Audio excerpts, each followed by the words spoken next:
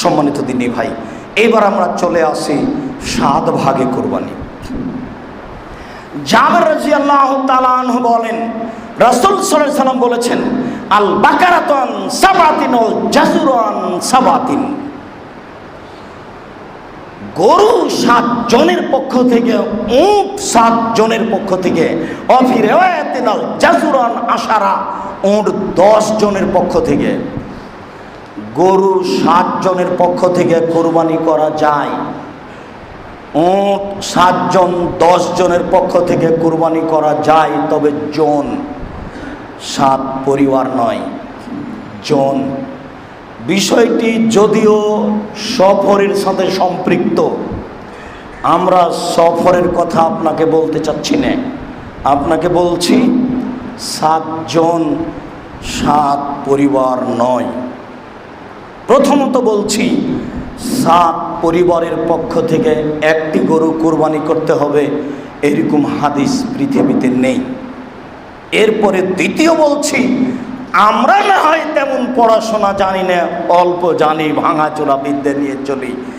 আজ থেকে নিয়ে প্রায় 60 বছর আগে মাওলানা আব্দুল্লাহিল কাফি আল কুরাইশি রাহিমাহুল্লাহ ফাতাওয়া মাসাইল বইয়ে কুরবানির আলোচনায় লিখেছেন যে একটি গরুতে 7টি পরিবার অংশগ্রহণ করবে, এরকম কোনো হাদিস আমি আব্দুল্লাহিল কাফি আল কুরাইশি জানি না। তা আপনি কি বুঝলেন? তৃতীয় আপনাকে বলতে চাচ্ছি যে কার টাকা ঠিক আর কার টাকা বেঠিক, এই বিপদে কেন পড়লেন? প্রথমে আপনাকে বলে রাখছি, 7 পরিবারের পক্ষ থেকে একটি গরু কুরবানি করতে হবে, এরকম দুনিয়াতে কোনো হাদিস নেই। দ্বিতীয় বলছি,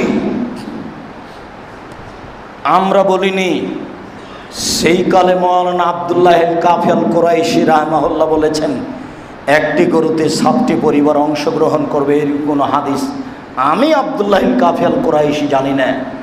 তৃতীয় বলছি, এইভাবে আপনি সবার টাকা নিতে গেলেন কেন? কোনটা ঠিক কোনটা বেঠিক আপনি নিজেও জানেন না। টাকা বেশি আছে, রাজস্থান থেকে উট কিনে নিয়ে এসে কুরবানি করেন, ভালো হবে। তার চেয়ে কম আছে, ষাঁড় কিনে কুরবানি করেন। তার চেয়ে টাকা কম আছে, খাসি কিনে কুরবানি করেন। তার চেয়ে টাকা কম আছে, ছাগি, যেসব ছাগি বাচ্চা দেয়, ছাগল ছাগি যারা বাচ্চা দেয় সেটা কুরবানি করেন। তার চেয়ে টাকা কম আছে, ভেড়া ভেড়ি কুরবানি দেন। ভাগে যে টাকা দিয়েছেন, ভাগের টাকা দিয়ে আমার বুঝে 3টে ভেড়া কিনে পাওয়া যাবে। তো আপনার গোস্ত খাওয়া উদ্দেশ্য না নেকি উদ্দেশ্য কোনটা? আপনি নিজে থেকে এই বিপদে গেলেন কেন? আপনি কি ভুল বুঝতে চাচ্ছেন? আমি আপনার দিনী ভাই আপনাকে ভুল পরামর্শ দিইনি। একটি গরুতে 7টি পরিবার অংশগ্রহণ করবে, এরকম কোনো হাদিস পৃথিবীতে নেই। একটি গরুতে 7 জন অংশগ্রহণ করতে পারে, তার প্রমাণে হাদিস মুসলিম, যে কোনো সময়ে খুঁজে পাবেন। অতএব পরিবার আর জন এক নয়। এইবার পরিবারের পক্ষ থেকে কুরবানি করতে হবে, প্রমাণে 3টি সহিহ হাদিস পেশ করছি। একটা পরিবারের পক্ষ থেকে অন্তত একটা পশু কুরবানি করতে হবে, প্রমাণে 3টি হাদিস পেশ করছি।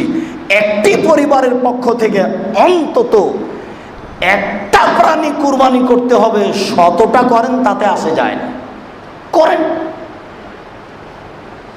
তবে একটা অন্তত। এবার দেখেন, আল্লাহ রসুল ভেড়াটা ফেলে দিলেন, পা চাপিয়ে দিলেন, দিয়ে বলছেন, আল্লাহুম্মা, হে আল্লাহ, তাকাব্বাল মিন মুহাম্মদ, এটা তুমি মুহাম্মাদের পক্ষ থেকে কবুল করো। অমিন আলে মুহাম্মদ, মুহাম্মাদের পরিবারের পক্ষ থেকে কবুল করো।